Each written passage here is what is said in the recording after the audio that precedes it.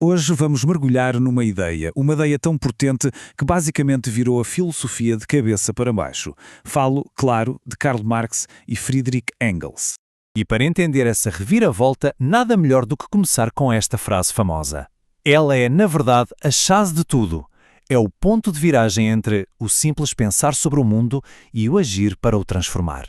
Ok, então, qual era o problema que Marx e Engels estavam a tentar resolver? Bem, eles olhavam para a filosofia da sua época, especialmente para um grupo chamado Jovens Hegelianos, e viam algo estranho. Para eles, era como assistir a uma luta contra fantasmas. E esses filósofos, os jovens hegelianos, tinham uma teoria.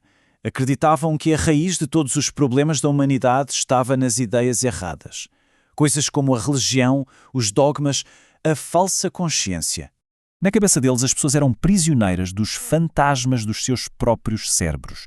E a solução? Uma rebelião contra o governo dos pensamentos. Ou seja, bastava mudar a mentalidade para libertar toda a gente. Só que, para Marx e Engels, essa ideia era, para dizer o mínimo, perigosamente ingênua. E para explicar o porquê, eles usaram uma analogia simplesmente genial.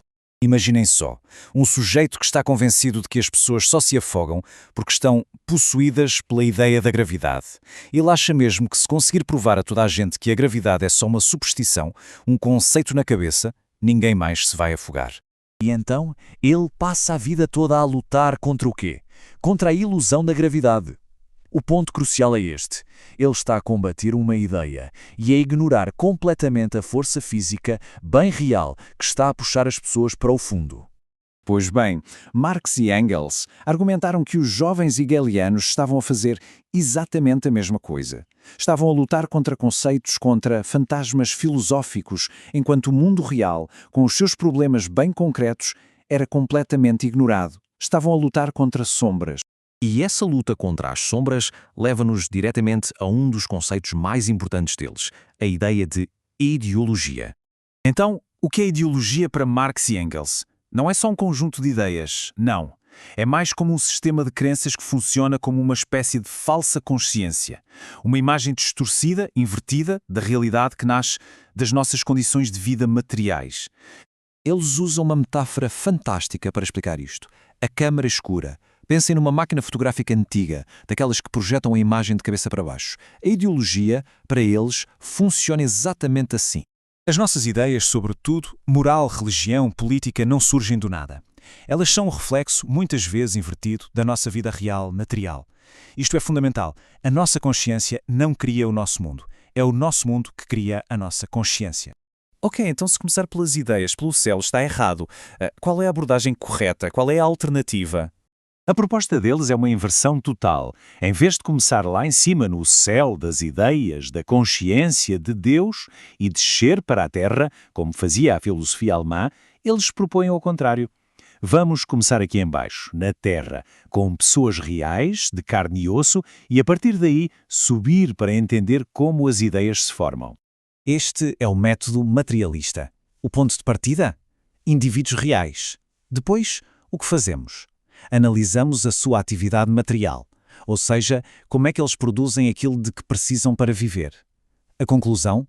A consciência é apenas um reflexo de todo este processo bem concreto. E aqui está a frase que resume tudo, a tese central de todo o projeto deles. Não é a consciência que determina a vida, mas a vida que determina a consciência. É uma inversão de 180 graus em relação a séculos de filosofia. Claro, uma mudança de perspectiva tão radical tem consequências enormes, especialmente na forma como olhamos para a história. A partir do momento em que começamos a descrever a realidade como ela é, a filosofia tradicional, aquela que vive de especulação, de abstrações, bem, ela perde o seu meio de existência. No lugar dela, entra o que eles chamam de uma ciência real e positiva. E o que é esta nova ciência da história? Bem, não é só uma lista de factos mortos. E também não é sobre a atividade imaginada de heróis ou figuras míticas. É o estudo do processo prático, real, do desenvolvimento humano. É olhar para a vida concreta das pessoas em cada época para entender a história. E com isto, voltamos ao início de tudo, àquela frase poderosa e ao grande objetivo por trás de toda esta crítica. Por que é tão importante entender como o mundo realmente funciona? Entender que é a nossa vida material que produz as nossas ideias? Bem, para Marx e Engels, a resposta é clara. Não é para ficar só na teoria, não é por pura curiosidade intelectual. Se a falsa consciência, se a ideologia nasce das condições sociais e materiais em que vivemos, então a libertação não pode vir apenas de uma mudança de mentalidade. A libertação, a sério, só acontece quando se transformam essas mesmas condições.